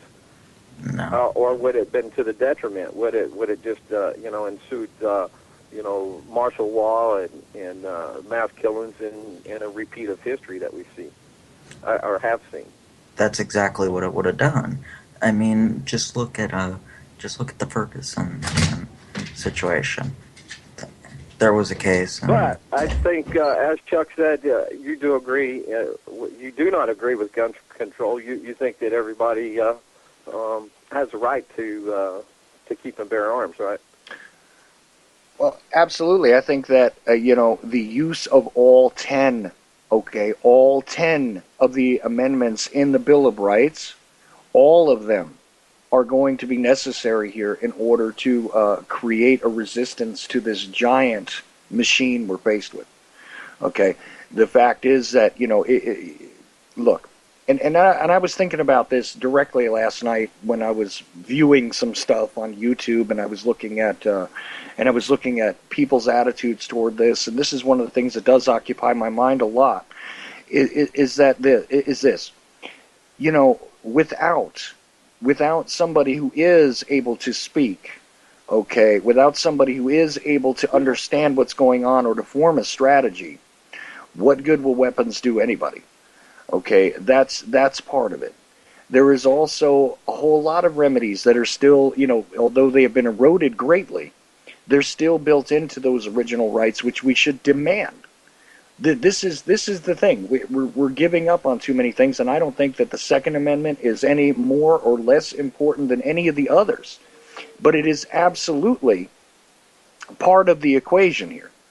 Okay? Well, I would like to say that, first of all, the Constitution does not grant us any rights. Those rights are self-evident. And matter of fact, I think anybody might agree that those rights no longer exist. None of them. There are no freedoms left in America, and that could be greatly expounded upon, and it would take a whole show. But I'd like to just close with this. I wrote this earlier today, and have kind of been expounding on it, and I said that God is an anarchist, and define that by saying free will through self-determination, wherein one does no harm, and that is self-ownership. And that's my theory on how we should then live. And hey, appreciate you, Chuck. Keep up the good work, Dylan, and keep on rocking, dude. Y'all be cool. Thanks, Vince. And I can't argue with how you closed that out, that's for sure. Oh, you still with me, Dylan? I might have lost Dylan along with Vince. Oh, there he is. I'm here. Okay. I'm eating at the same time, so I'm trying to mute when... okay. No problem. Sorry. No problem. Of course, this is absolutely right, and I believe it, the same. I just say that, they are self-evident. That is part of the equation as well. It's kind of a dicey subject, because the fact is that they were, immortalized in that document, but it doesn't necessarily mean that that document is what you need to carry around. What you need to carry around are the ideas which can be gleaned from that document. What you need to understand is that this is only a basic set of rights, which should be self-evident to all, everywhere. Okay, and that's the strength of that document, is not necessarily the document itself or who it is that wrote it or anything else like that. It is actually the ideas contained within. So I'm not necessarily, married to the restoration of the republic. I don't think that that's necessarily going to be the way it's going to go here. Again, I seek a unique solution, okay, because we have a unique situation. We have never had this level of tyranny, in our nation's history. We have not, since its inception, its alleged inception. We haven't had the level of tyranny. What else can I call it? Of tyranny that we have today. We have not had the level of deception on this planet that we have today. We have not had the level of oppression that has been systematically and incrementally put into place. And of course, the fact that they want to keep the discussions limited. They want to keep the arguments limited. They want to keep all of us limited, whether it be from a population standpoint or from an intellectual standpoint. It is all the same game. It is all about the control of the overall population by a very select few individuals. And this is what gives absolute credence to my idea and the idea of many of us who discuss these subjects, that there is just a very small elite oligarchy which is controlling everything via the various means that are at their disposal, including but not limited to the banking system, the information, the media, that system, which is now been sort of put into a faster moving, a much more accelerated state of being regarding the integration of individuals all over the planet via the internet. The internet is a very dangerous thing because here's the deal. It does have a way of creating the possibility for bringing us together, but in a surrogate way.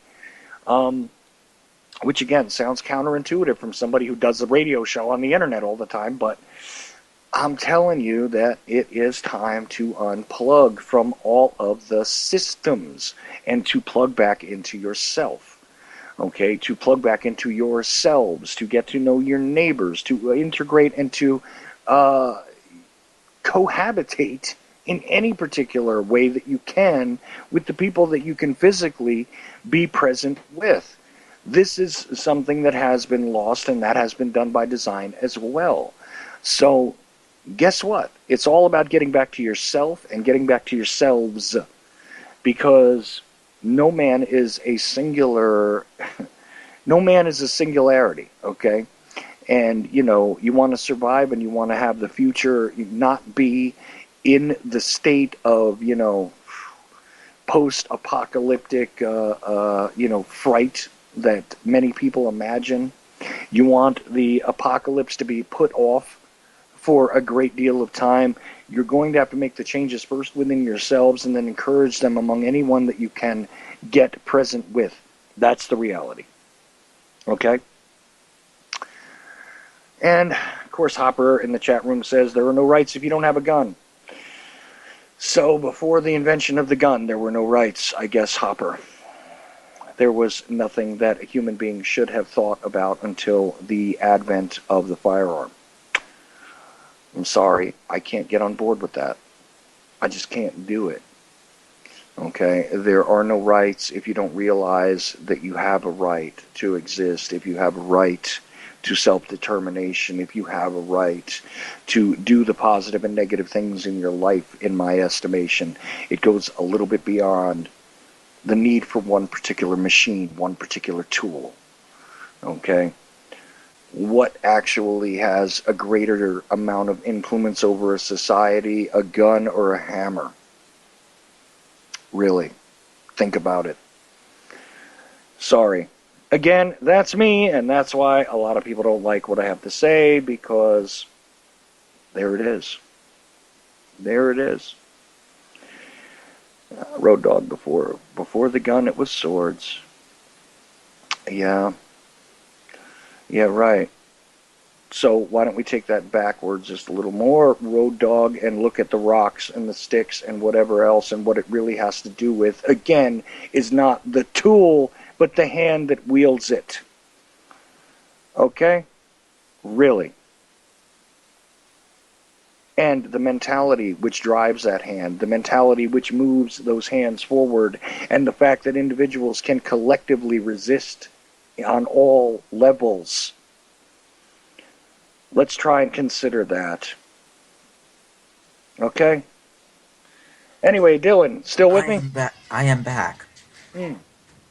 Well, there you go. You got to hear my philosophical, allegedly very weak, sort of way too hippie-ish and way too peaceful side of things there for a minute. So, Well, I'm right there with you. I think that people are being both unreasonable and it's like they're very naive to think that their method is the only method.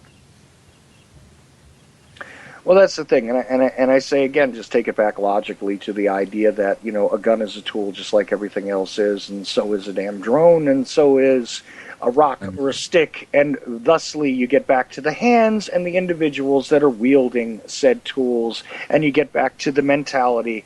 And how is it that you can change the mentality? Is with communication. And gee, why is this sort of logical trip not taken by individuals who want to marry themselves to the one particular innovation in can I mankind's ask a history, which is question? the gun? What is it? Why is the logical outcome, the one we're discussing, so frowned upon? Why is peace frowned upon in this movement? I don't know. I don't I know. are I think sadly the government's right when they say a lot of us are violent because we sit here and we attack people who try to say let's not shoot people. Well, and I love the way that comedians put these kind of things out. This is why I love comedy, and I do love the art form of stand-up comedy. But you know, it was Sam Kinison who I first heard say, although maybe George Carlin had said it a couple of years before that, everybody who tries to tell us that we should live peacefully, and everybody that tries to tell us that we should, actually love your brother and all that kind of stuff, which, a lot of these very sort of extreme Christian types like to say that they want to be Christ-like, and that does sound like a Christ-like thing to try and live with one another, to try and be But peaceful, etc., but etc. then those You but ever then those notice? same people Well, ever but notice that the leaders that take that position generally end up with a head wound? I mean, that's like I said, Sam Kinison once said that, but you know, well and and generally the people who say they believe it the most are the ones who believe it the least. yeah, I know, I know, and isn't that fascinating as well? Yes. And being that I grew up completely steeped in violence, being that I understood violence as a way of life, being that I understood that being able to take advantage and dominate the individuals in your life sphere on a daily basis was a way of survival, was a mechanism by which one could profit, feed themselves, survive, gain respect, and deal with individuals on the street. Being that I grew up that way, I have something to say about that. It's not something that instills a great deal of faith in one's personal future. Okay? So, sorry, I choose a different alternative, regardless of How I was dare voted you? upon. I know. Isn't that amazing? I understand what, the real mechanisms of, the black market of prostitution, the black um markets of drugs do to Dead people. air. Dead air where? Chat room says dead air. Well, hey, who knows? I think, let's see. Yep, Where it's is the dead air? air. I just tried playing it. Interesting. I have no idea why, because according to what I see, I'm still on. Hmm. Well, anyway, we'll continue the conversation. Hopefully, it'll come back up. Let's see. Well, you guys in the chat room, let me know when the air comes back, because I don't know. Looks okay to me right now. Let's see. No, nothing. Nothing. Wow and wow. Technical issue as soon as I get a rant going, you know. Well, I think your rant got through. Maybe. Good rant, though. Maybe, but, you know, again, That was a Roger quality rant. who am I? Just a crazy guy who happens to be blinder than hell and, you know, doing an internet radio show, and now I'm going to the page to see what's going on with the little player. I don't know. Audio's back. Audio's back. Okay. Well, they say it is, but I still don't hear it. Oh, that's because my browser is muted. There we go. No, we're good. All right. Okay, I apologize. No problem. Listen, things do happen. So, with that distraction from Vince and the discussions that we had there, okay, thank you guys for letting me know that I'm back. Woofa. Anyway, so getting back to the reality, I don't know where the air died off there or anything else, but here's the thing, like I said before, I simply choose not to embrace the things I was reared on because, look, the world I grew up in is not the world that most people can survive in. The world I grew up in is predatory. If you want to be part of the predatory world, there are plenty of opportunities for you to do so, and you don't have to listen to my damn show. Bottom line. That's all there is. Okay? If you want to be involved in all of the criminal activity, in the destruction of your neighbors, if you want to make sure that you are completely aggressive and you want to be, you know, a poisonous to everything around you, then by all means embrace violence as a way of solving all of your problems. Enjoy it. It won't last long. It may not. I have never seen anyone have a great lifespan in that particular lifestyle, but you are free to it. You are free to it, and all of the consequences that come along with it. Good luck. I choose, personally, not to participate in that or encourage it. End of story. So, anyway, getting back to you, Dylan, and all of that, and I'm sorry that I did go on those little rants, and I'm being told various things that TuneIn never dropped us. And I saw the chat say it was dead. Yeah, I don't know. I don't know what they're using to listen, but they're probably at the website, and there's probably occasional outages and things like that. So chat got to hear me sitting and futzing around trying to figure out whether I was on the air or not. Sorry, guys. But, you know, hey, what can you do? All right, back to it, Dylan. As I was talking about the you know, deterioration of the youth, and although, you know, individuals like yourself, and I really did enjoy my conversation with Chris Jackson Rojas, I would love to put together a little panel with you and him and maybe a couple of other young guys. And to get Colton in. I'm doing a debate with him again on Saturday. Yeah, never on my show again. Thanks. But no, never on your show again. I will not fail you again. It's okay, though, Dylan. This is how we learn. This is how we learn. Although, okay, that's a weird message. I don't know why that's coming through at this time. The debate that you're proposing, Milton, I would definitely take that on, and that would be the only time that I've ever actually debated an individual on air. I would do it on my show or any venue that is selected that is neutral. What debate?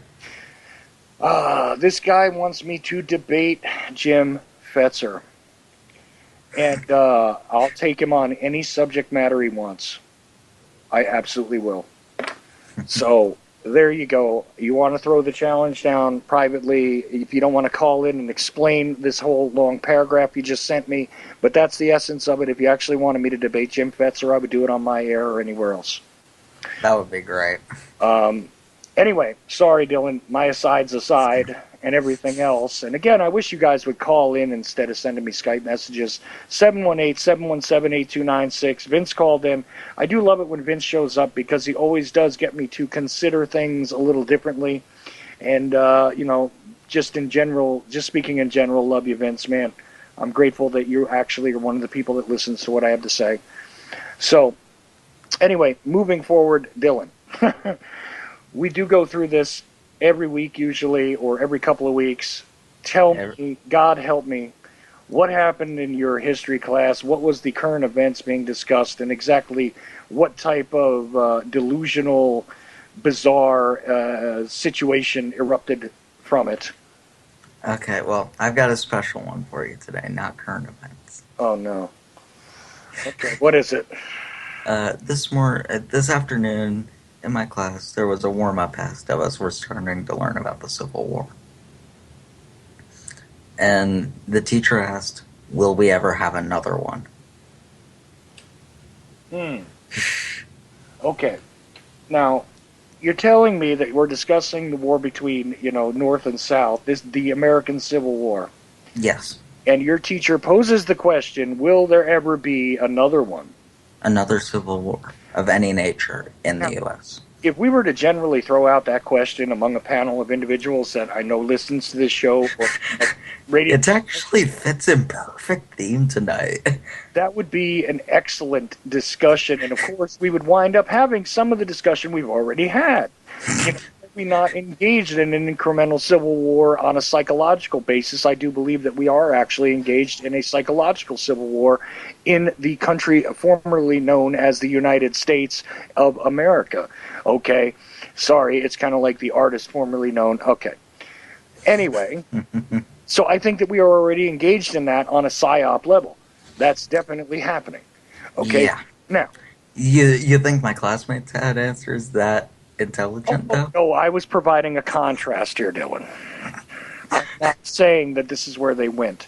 If they went there, I will never make fun of them or let you tell another story like that again on the air, and I will apologize for the fact that I have mocked your fellow students over and over again without ever having known them or known their names or anything else. But please tell me where it Where went they... when the question was posed, could there be another civil war in the United States? Oh, first it had to be explained what a civil war was. Somebody said there's a civil war going on between the U.S. and Russia. Okay, so first thing, not understanding. And civil war in and of itself is a bizarre term anyway. Yeah, it kind of is. I'll give them a pass on that. Mm. And then when it did come out, they said the Democrats and the Republicans would have a civil war, and when the Democrats won, it would be a utopia. The Democrats and the Republicans. It's not the stupidest thing they've ever said, but... No, it's pretty damn stupid because what they're It's saying is that stupid, the but... politicians who work under the blue and red flags in this country might actually be at war with one another. So it's pretty damn stupid. No, they mean the people. Ugh. They mean the people will go out and shoot each other. Well, what has that got to do with the red and the blue shirts? I don't know. I don't know. For those listening in the chat room, by the way, just a quick aside again. Yeah, go ahead and look up Fetzer in the Urban Dictionary. Okay, just do that. Do that, and then come back to me. And I don't give a damn how he debates. I understand what he does. I've heard him many, many times. I get it. And still, I would accept that challenge. Okay, so going on. The Democrats and the Republicans, as if this has anything to do with the possibility of a civil war in this country. Okay, fine. What else? What else did they say? That was close to the worst. No, I don't think so. I bet that there was worse than that. But there was worse, but it was probably the second or third worst. All right, well, let's get to the meat of it, brother. Tell me what the rest of this was. One suggested a race war between every race in America. Like a tribal war going on. Yes. Okay. This, not the dumbest thing I've heard. Not the dumbest thing I've heard. Nope. Not the dumbest. Especially given the current events that are being fed to them. So, go ahead. What else? Let's see, what else? I'm trying to remember it all because there was a lot of discussion today. Did you get involved in it? You know I had to. All right. Now, you know I had to. So attempting to be the voice of reason. Being that you're somebody, again, in your teen years who is much more accustomed to my way of thinking than than your friends, apparently. Um, Tell me, what did you try to introduce into the conversation? Well, first I attacked the Democrat and Republican one because that was just so stupid. I couldn't resist. Try and explain to them that it's the same thing, and They're kind of not gonna. points. Yeah. They're not gonna have a war. No, they won't. It was tough to explain. It took nearly 10 minutes to explain to them why it won't happen. Mm. Okay. Then I attacked the tribal war thing. All right. Now, this kind of gets interesting because the idea that we've been divided and conquered and that this might be a point of incitement to create a greater distraction, to show discontinuity among the populace, I really do have a bit of a worry about this because so many people are still stuck in this idea that there needs to be separation between the races and so on and so forth. That's one of the nastiest of those hate messages I got, by the way, is that I'm way too I'm way too apologetic to the N words and so on and so forth. That was one of the most fun messages. I might have to read that one on the air, but go Awesome. ahead. So I attacked that one. How? I basically said that there was really no reason at this point in time. There weren't enough people stuck in that way of thinking for it to be possible. You see, and in your generation, here's one of the positive things I can say about your generation, despite the fact that they are, for the most part, in this country, in the public re-education, I mean, public education system. Despite that fact, despite the fact that they're in the no idiot, I mean no child left behind, Common Core age of education. Despite all that, I will say this: that the sort of progressive idea about stopping these ridiculous separations between human beings is usually prominent in your generation, Oh, it is. which is weird that I hear, and I'm glad for it because you got to understand. I mean, okay, I'm like your parents' age and all that, but even in my time, when of course it was way past the marches and the dogs and everything being sicked on civil rights marches and stuff like that, race was still a huge issue Well, on a daily basis. an entire party adopted a Southern strategy. Well, right, and that's and there's still some reason for that today regarding getting out certain messages, things that would be sort of offensive in the North are not so offensive in the South, and vice versa. Okay, like you get your complaints about certain media promoting certain ideas. In the mainstream, they come from the South, but they have slowly but surely forced it down the throats of the people in the South anyway. And even in the South, you don't find the same type of racial separation that you would have found a couple of decades ago. No, you don't. And again, in your generation, because being taught by our generation, who was trying to, finally sort of finish that off in the 70s and the 80s,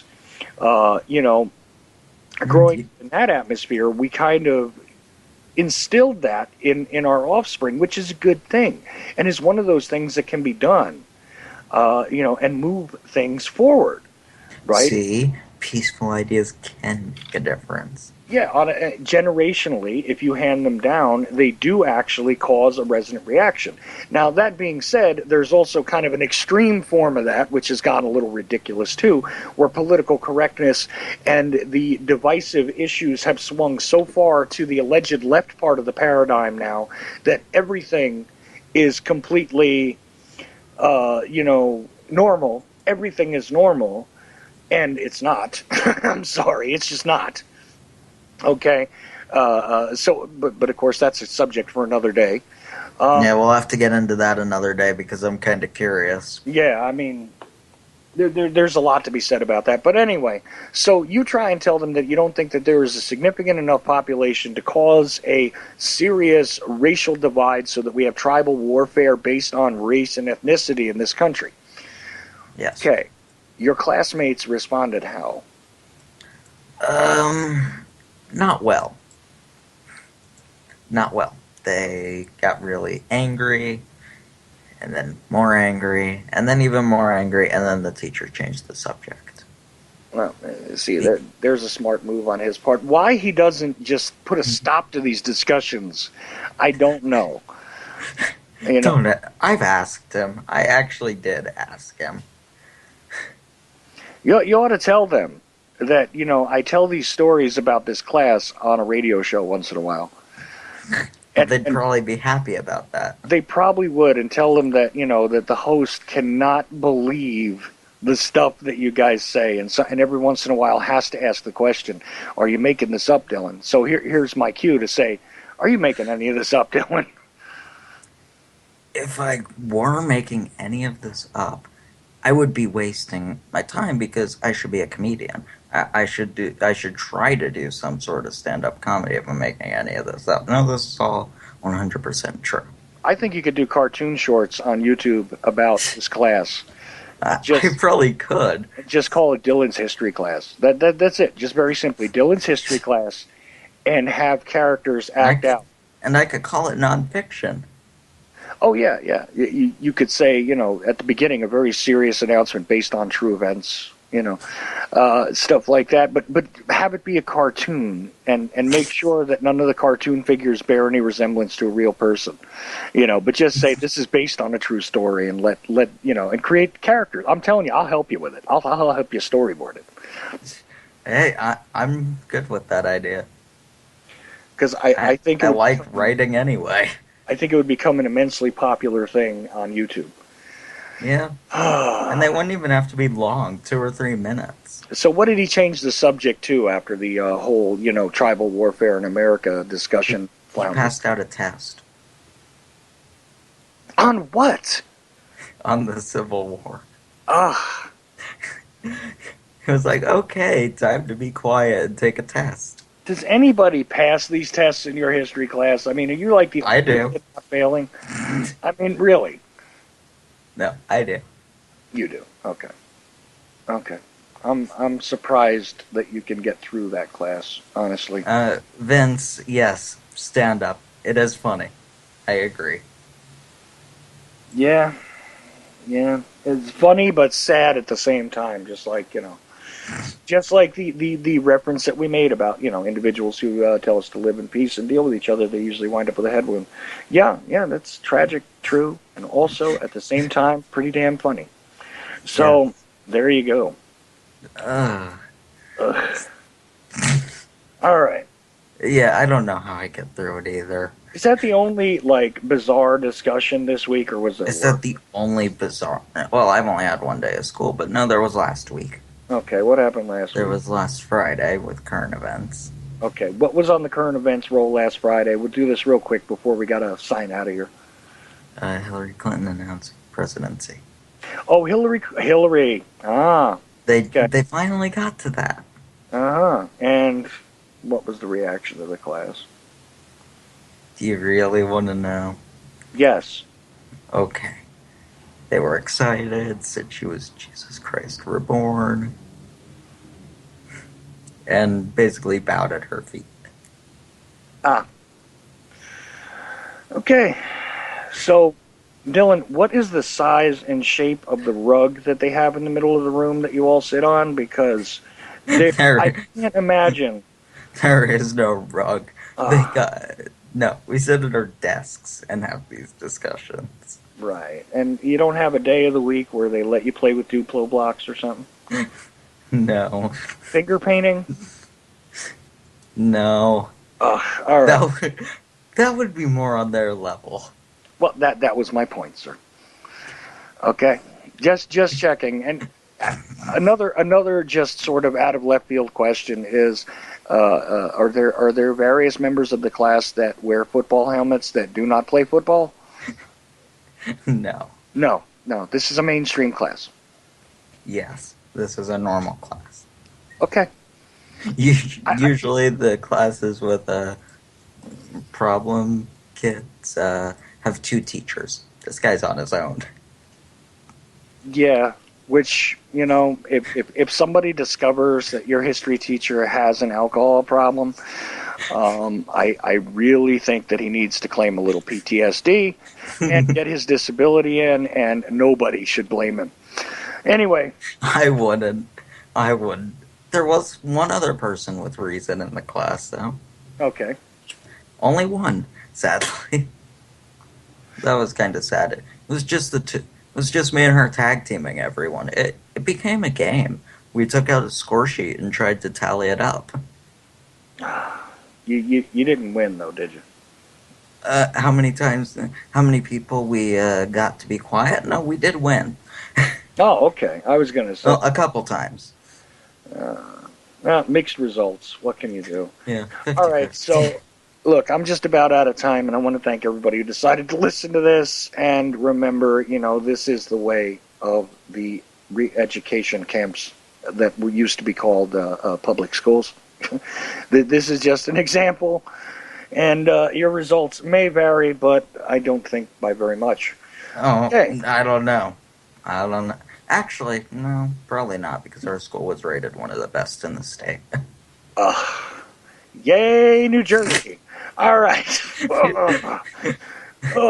It's just one gut punch after another. And I mean, I've got to say, I graduated high school in that state and was not in one of the best schools. And God, what does that mean? Okay. Good thing I could read for and educate myself.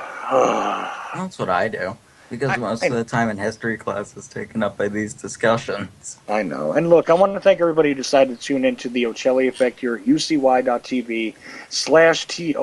If you want to torture yourself and listen to this again, I'm sure the archive will be up shortly, or to be up on YouTube. And I've got a headache. Okay. So if you go to ucy.tv/TOE, the archives are there. You can find your way to the YouTube links for this show's playlist, etc.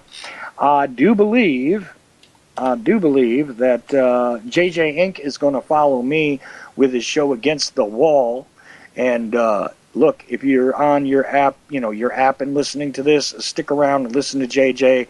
Because, again, one of the very few people in alternative media who I will actually sit and listen to their shows. Love JJ, understand him a little more than probably I want to. And, just an awesome dude. So that's that.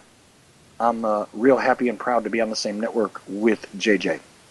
Anyway, thanks again, everybody who decided to listen to the Ochelli Effect, which is the name of this show, and I'm sure my bumper will be kicking in soon. I want to thank my first hour guest, Roger Landry, and, of course, my second hour guest, Dylan Wade, who makes me plenty depressed about these... Chuck, if I didn't depress you or give you a headache, you wouldn't invite me back. Of course I would. If you made me feel... you know what? Again, see, Rojas made me feel good, because it was like, damn, this kid is like not even listening to my show, but is thinking the same way that I do. He's going in his own direction and educating himself, and that's how I feel when I talk to you sometimes. But then when I listen to what it is you have to endure... Yeah, Rojas. I've only spoken to Rojas a couple times. I know, but he's definitely on the ball, and so are you, and that, again, at least gives me some hope for that generation about to If you emerge. get 10%, if you get 10% success, you're still failing, but you're getting there. I'm just happy that there's more than one of you. So there we go. I haven't found any.